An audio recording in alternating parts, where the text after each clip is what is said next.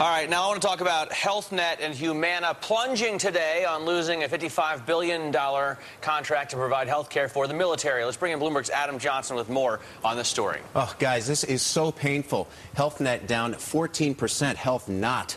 Humana down 7%. I mean, this is difficult. What we're talking about here is a loss of a $55 billion contract to supply health care services to members. $55 billion contract. That's huge. Contract. You're supplying health care services to the military and members of the families of military. We're talking about 9.4 million people. Again, $55 billion. Now, Tom Carroll over at Stifel Nicolaus, he says it was about 20% of revenues at HealthNet. That's a big chunk. Oh, God, give me the IV. This is painful. 12% of revenues at Humana.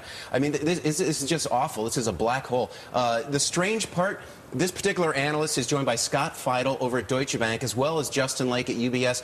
They both say that the two companies that are now getting this contract, Aetna and UNH, look at this. It's only going to help their earnings by 5%. In other words, $55 billion contract, and it's now only going to help your earnings by 5%. Yeah. Here's the problem. Tom Carroll says startup costs and a much lower reimbursement fees from the government. And their shares are not getting a huge bump. You'd think if a $55 billion contract changes hands, you'd see Aetna and UNH soaring. That's exactly right. Yeah, and so little of their earnings, right? Yeah, it's so little. And the problem is we're talking about 2 to 4% margin business. The only thing worse than that is supermarkets. So it's, I mean, it hurts the two guys. It doesn't help the other guy. It's just painful.